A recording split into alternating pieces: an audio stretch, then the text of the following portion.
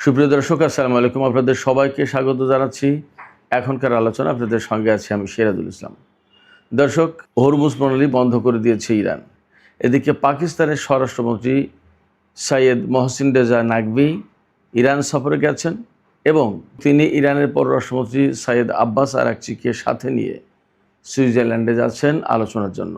ওদিকে মার্কিন vice president JD ভ্যান্সও এই আলোচনায় অংশ নিতে এরই মধ্যে সম্ভবত রওনা দিয়েছেন এবং এর আগে সেখানে মার্কিন প্রতিনিধি স্টিভ উইটকফ এবং জারেড কুশনার তারা অবস্থান করছিলেন। এপাশে পাকিস্তানের প্রধানমন্ত্রী শেহবাজ শরীফ বলেছেন, যুদ্ধ পরবর্তী ইরানের সাথে পাকিস্তানের কূটনৈতিক, অর্থনৈতিক থেকে শুরু করে সব ধরনের সম্পর্ক অন্যরকম উচ্চতায় চলে যাবে এবং নতুন একটা সমৃদ্ধি, অর্থনৈতিক ও কূটনৈতিক সম্পর্কের যুগে প্রবেশ করছে ইরান এবং পাকিস্তান। তাহলে এই পরিস্থিতিতে প্রশ্ন আসছে, পাকিস্তান কি মধ্যপ্রাচ্যের কূটনীতির বড় খেলোয়াড়ে পরিণত হলো? একই সাথে প্রশ্ন আসছে, ইরান এবং পাকিস্তানের এই সম্পর্ককে আঞ্চলিক দেশগুলো কিভাবে দেখবে? সুপ্রিয় দর্শক, এই সমস্ত বিষয় নিয়েই এখনকার ভিডিওতে আলোচনা করব।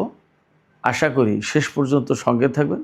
আর ভিডিও যদি ভালো লাগে তাহলে লাইক, কমেন্ট, শেয়ার করবেন এবং চ্যানেলটি সাবস্ক্রাইব করে সাথেই থাকবেন। দর্শক, চলুন বিস্তারিত আলোচনা করি।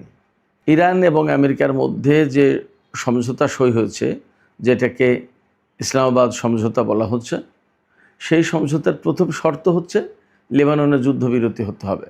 কিন্তু লেবাননের যুদ্ধবিরতি হয়নি তো বটেই, বরং গতকাল 47 জন নিহত হয়েছে এবং 97 জন আহত হয়েছে ইসরায়েলের হামলায়।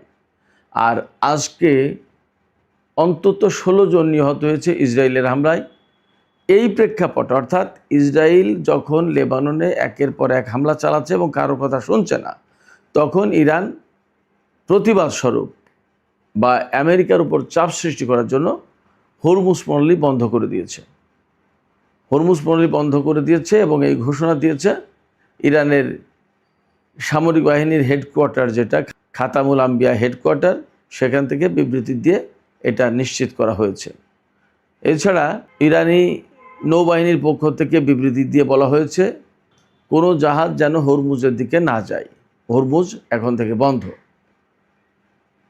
ওদিকে মার্কিন ভাইস প্রেসিডেন্ট জেডি ভ্যান্স বলেছেন যে হরমুজ প্রণালী খোলা বলেই আমার কাছে এখনও খবর আছে, তবে হরমুজ প্রণালী নিয়ে ইরান যে উদ্যোগ নিয়েছে, সেই উদ্যোগ যদি সত্যি নিয়ে থাকে, অর্থাৎ হরমুজ প্রণালী যদি বন্ধ হয়ে থাকে, তাহলে আমেরিকার উপর আসলে একটা চাপ সৃষ্টি হবে এবং এই আলোচনা যেহেতু সুইজারল্যান্ডে হতে যাচ্ছে, তাহলে আমেরিকা অবশ্যই ইসরায়েলের উপর চাপ সৃষ্টি করবে। এবং আমরা দৃঢ়ভাবে বিশ্বাস করি, আমেরিকা যদি ইসরায়েলকে খুব সিরিয়াসলি বলে, জোর দিয়ে বলে, প্রেশার ক্রিয়েট করে বলে যে ইসরায়েল, তুমি লেবাননের উপর হামলা বন্ধ করো, তুমি লেবাননের উপর হামলা এখন আর করতে পারবে না, এমনকি এইরকমভাবে যদি বলে যে লেবাননের উপর হামলা করলে আমি তোমার পাশে নেই, আমি তোমার সাথে নেই, আমি তোমাকে অস্ত্র দেব না, তাহলে ইসরায়েল তাৎক্ষণিকভাবে চুপ হতে বাধ্য, যুদ্ধ বন্ধ করতে বাধ্য। এই যুদ্ধ বন্ধ করাটা জরুরি কেন? এই যুদ্ধ বন্ধ করাটা জরুরি এই কারণে যে এই যে ইরান ইসরায়েলের আগ্রাসনের প্রতিবাদে বা জবাবে হরমুজ প্রণালী বন্ধ করে দিল। যখনই হরমুজ প্রণালী বন্ধ করে দেবে, তখনই বিশ্ববাজারে তেলের দাম বেড়ে যাবে, আবার হরমুজ প্রণালীতে জাহাজের জট লেগে যাবে আরও বেশি এবং আবার তেলের ক্রাইসিস শুরু হবে, অর্থাৎ অস্থিতিশীলতা মারাত্মকভাবে ছড়িয়ে পড়বে, আবার বড় ধরনের সংঘর্ষের আশঙ্কা জোরালো হবে। এই জায়গা থেকে অবশ্যই যুদ্ধটা বন্ধ হওয়া দরকার। যুদ্ধ বন্ধ না হলে আরও কী হবে? যুদ্ধ বন্ধ না হলে যা সমস্যা হবে, তাতে বড় ধরনের সংঘর্ষের সম্ভাবনা বা আশঙ্কা তৈরি হবে। এই আশঙ্কা তৈরি হবে এই কারণে যে ইরানকে অবশ্যই লেবাননের পাশে দাঁড়াতে হবে এবং দাঁড়াবে তারা। আমেরিকা যেমন ইসরায়েলের পাশে দাঁড়িয়েছে বা দাঁড়ায়, তেমনি ইরান লেবাননের পাশে দাঁড়াবে। লেবাননের পাশে দাঁড়ালে যা হবে, ইসরায়েল যদি হামলা করতে থাকে, তাহলে ইরানকেও ইসরায়েলের বিরুদ্ধে হামলায় জড়িয়ে পড়তে হবে, যুদ্ধ শুরু হয়ে যাবে। তাহলে আবার সেই একই যুদ্ধ শুরু হবে, তাতে কোনো সন্দেহ নেই। এই পরিস্থিতি থেকে মুক্ত হতে হলে, এই পরিস্থিতির উত্তরণ ঘটাতে হলে আমেরিকাকে ইসরায়েলের বিরুদ্ধে শক্ত ব্যবস্থা নিতেই হবে এবং সেখানে যুদ্ধবিরতি কার্যকর করতে হবে। এবং এই প্রসঙ্গে ইরানের পররাষ্ট্র মন্ত্রণালয়ের মুখপাত্র ইসমাইল বাকাই তিনি খুব পরিষ্কার করে বলেছেন যে ইরান আমেরিকার সাথে যে চুক্তি করেছে সেই চুক্তি বাস্তবায়নের জন্য করেছে। তারা যে কমিটমেন্ট দিয়েছে, প্রতিশ্রুতি দিয়েছে, সেই প্রতিশ্রুতি রাখবে তারা, সেই জন্যই ইরান চুক্তি করেছে। সেই প্রতিশ্রুতি যদি না রাখে তাহলে ইরান তার পক্ষ থেকে এই সমঝোতা বাস্তবায়ন করবে না, হরমুজ প্রণালী বন্ধ করে দেবে। এই সংকটের ভেতরেও একটু আশার বা ভরসার দিক আছে, সেটি হচ্ছে পাকিস্তানের স্বরাষ্ট্রমন্ত্রী সৈয়দ মোহসিন রেজা নাকভি তিনি ইরান সফরে গেছেন এবং ঘোষণা এসেছে এইভাবে, তিনি ইরানের পররাষ্ট্রমন্ত্রী সৈয়দ আব্বাস আরাকচি সহ ইরানি প্রতিনিধি দলকে সাথে নিয়ে সুইজারল্যান্ডের জেনেভা শহরে আলোচনার জন্য আজকেই রওনা দেবেন এবং ওপাশে মার্কিন ভাইস প্রেসিডেন্ট জেডি ভ্যান্সও সুইজারল্যান্ডের উদ্দেশ্যে অলরেডি রওনা দিয়েছেন বলে খবর বেরিয়েছে। এছাড়া মার্কিন বিশেষ প্রতিনিধি স্টিভ উইটকফ এবং প্রেসিডেন্ট ডোনাল্ড ট্রাম্পের জামাতা জারেড কুশনার আগে থেকেই সুইজারল্যান্ডে অবস্থান করছিলেন। তার মানে মোটামুটি ধরা যায় বা আমরা আশা করতে পারি যে আজকে রাত থেকেই হয়তোবা আলোচনা শুরু হয়ে যাবে ইরান এবং আমেরিকার মধ্যে। যদিও হরমুজ প্রণালী বন্ধ করা হয়েছে, তবে আশার দিকটা এই জায়গা থেকে এটাও আশা করা যাচ্ছে, ইরান যেহেতু সিরিয়াসলি বলেছে আমেরিকাকে যে ইসরায়েলকে চাপ দিতে হবে যাতে সে লেবাননের যুদ্ধ বন্ধ করে, সেক্ষেত্রে আমেরিকাকে অবশ্যই এই চাপ দিতে হবে, না দিলে যুদ্ধবিরতি হবে না এবং এই আলোচনাও কত দূর এগোয় সেটা নিয়ে কিন্তু সন্দেহ সংশয় আছে। সেই জায়গা থেকে আমরা আশা করি আমেরিকা ইসরায়েলকে চাপ দেবে, যুদ্ধ বন্ধ হবে। যুদ্ধ বন্ধ যদি হয় তাহলে আলোচনা খুব ভালোভাবে এগিয়ে যাবে আশা করা যায় এবং এরই মধ্যে হরমুজ প্রণালী খুলে দেওয়ার কারণে, অর্থাৎ নৌ অবরোধ তুলে নেওয়ার কারণে ইরান কিন্তু অনেক তেল বিক্রি করেছে। গতকালকেই, অর্থাৎ গতকাল 19শে জুন ছিল 2026, 19শে জুন আমি একটা রিপোর্ট দেখেছিলাম যে এই নৌ অবরোধ তুলে নেওয়ার পরে ইরান $118 কোটি তেল বিক্রি করেছে, ইরান একা। সেই জায়গা থেকে সবার অর্থনীতিতে একটা সুবাতাস আসবে, এটা স্বাভাবিক ব্যাপার। কিন্তু আমেরিকা যদি পদক্ষেপ না নেয় তাহলে আবার অনিশ্চয়তা তৈরি হবে। সেই জায়গা থেকে প্রধান দায়িত্ব কিন্তু আমেরিকার উপরে, তাতে কোনো সন্দেহ নেই।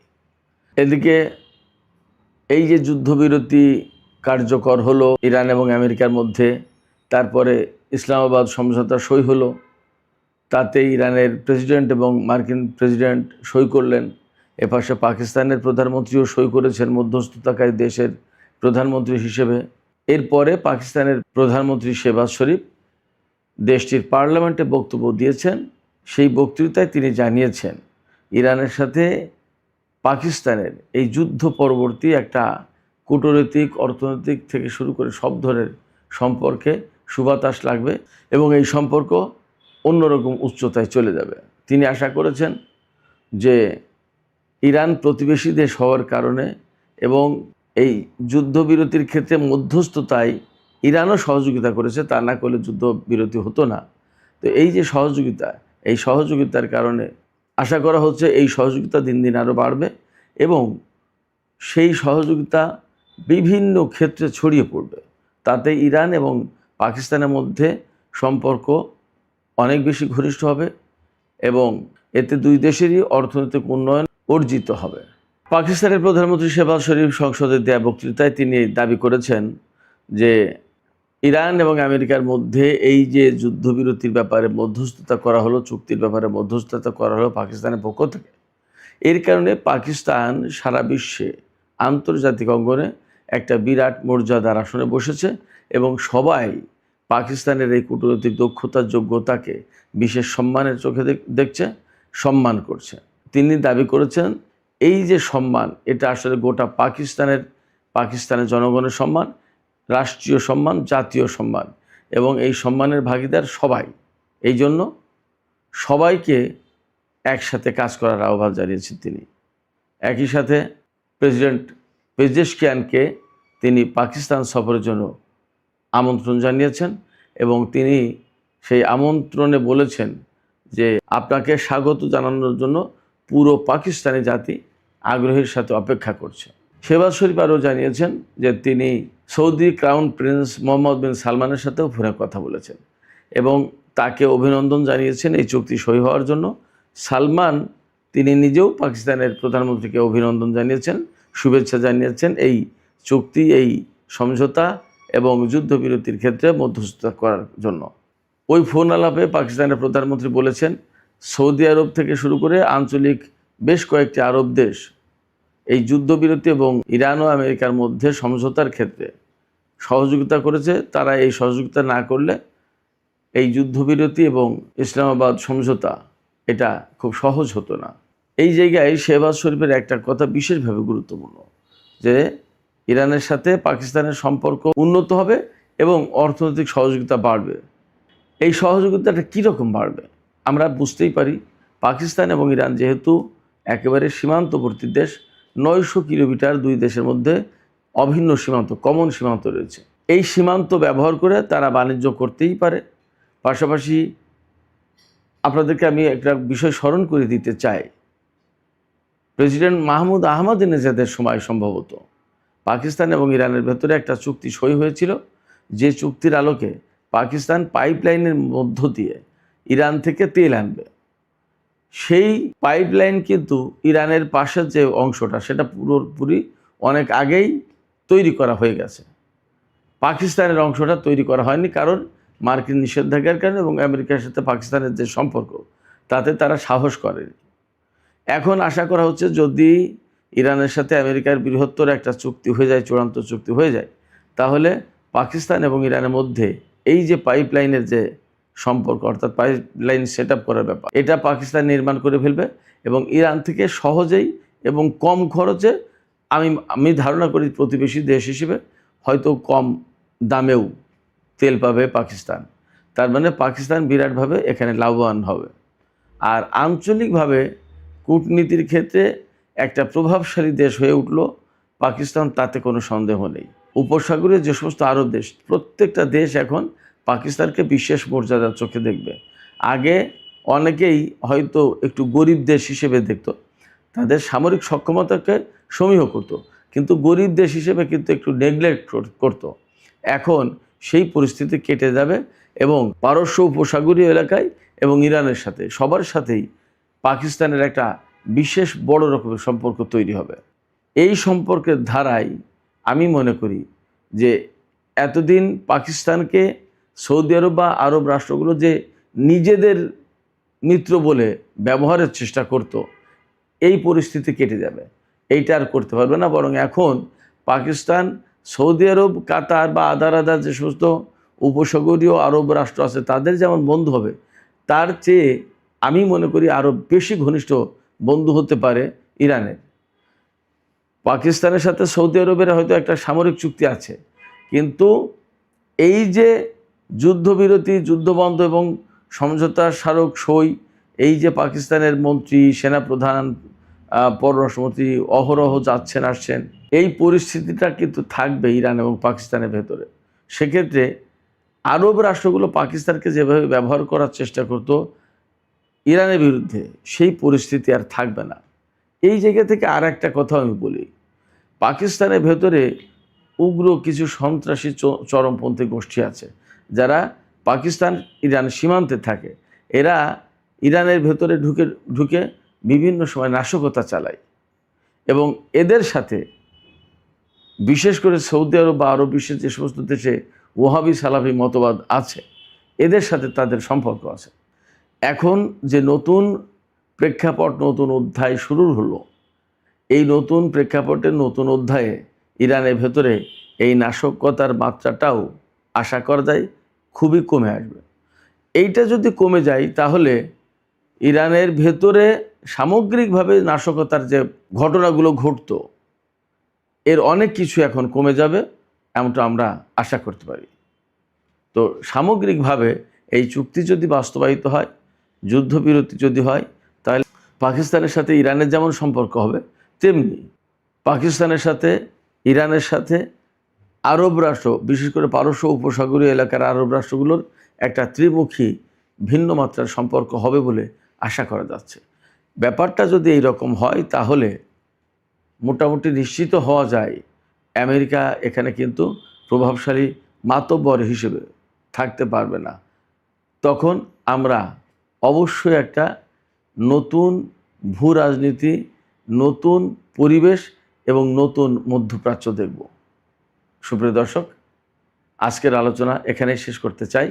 আলোচনা শেষের আগে আপনাদের কাছে জিজ্ঞেস করি বা আপনাদের কাছে প্রশ্ন করি, আপনাদের কি মনে হয় পাকিস্তান এবং ইরানের সাথে যে সম্পর্ক নতুনভাবে তৈরি হতে যাচ্ছে, তাতে কি একটা নতুন মধ্যপ্রাচ্য আমরা দেখব বলে আশা করা যায়? এবং এই ক্ষেত্রে ভারত, পাকিস্তান, সংযুক্ত আরব আমিরাতের মধ্যকার যে ত্রিমুখী একটা সম্পর্কের রসায়ন আছে, সেখানে আসলে কীরকম পরিবেশ তৈরি হবে বলে আপনাদের মনে হয়? দর্শক, আপনাদের মতামত কমেন্টে জানাতে পারেন। আর ভিডিও ভালো লাগলে লাইক, কমেন্ট, শেয়ার করবেন এবং চ্যানেলটি সাবস্ক্রাইব করে সাথেই থাকবেন। আপনাদের সবাইকে অনেক অনেক ধন্যবাদ। আল্লাহ হাফেজ।